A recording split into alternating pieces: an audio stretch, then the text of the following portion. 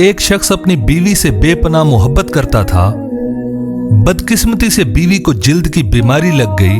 جس سے دن بدن اس کی خوبصورتی بدصورتی میں ڈھلتی چلی گئی، اور اس پر مصیبت یہ ہوئی کہ ایک حادثے میں وہ شخص بھی بینائی سے محروم ہو گیا۔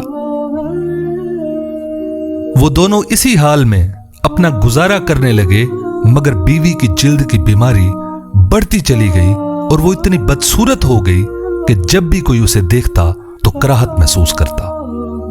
مگر اس کا اندھا شوہر ہمیشہ اس کا خیال رکھتا اور خود اپنے ہاتھ سے اسے لقمے توڑ توڑ کر کھلاتا تھا۔ وہ سوچتی کہ اگر میرا شوہر اندھا نہ ہوتا تو شاید اس کے ساتھ رہ نہ پاتا، اور وہ اپنا آپ اسے اس حال میں دکھانے سے پہلے ہی مر جاتی۔ یہ دکھ اندر ہی اندر بڑھتا چلا گیا اور آخر کار اس کی بیوی کا انتقال ہو گیا۔ اس صدمے سے نکلنے کے لیے شوہر نے اپنا سب کچھ فروخت کیا اور دوسرے شہر جانے کے لیے چل پڑا۔ راستے میں کسی نے آواز دی اور طنزی انداز میں کہا کہ اب تک تو تمہاری بیوی ہی تمہاری آنکھیں بنی ہوئی تھی، وہی تمہیں پکڑ پکڑ کر راہ چلاتی، وہی تمہارے دکھ اور سکھ میں تمہارا ساتھ نبھاتی، اب کہیں بھی اکیلے کیسے جا سکو گے؟ اس شخص نے مسکرا کر کہا کہ بھائی،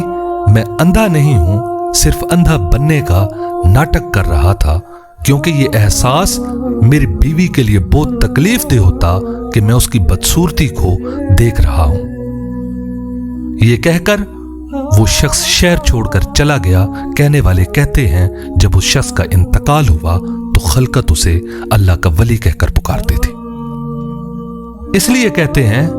کہ اللہ نے ہر انسان کو اچھا بننے کی صلاحیت دی ہے، اور اچھے لوگ وہ ہوتے ہیں جن کو دنیا کی کڑواہٹ کڑوا نہیں کرتی، جن کو حالات کی سختیاں سخت مزاج نہیں بناتی، جن کو لوگوں کا غصہ آپے سے باہر نہیں کرتا، اور جن کو خواہشات اپنے رب سے کبھی دور نہیں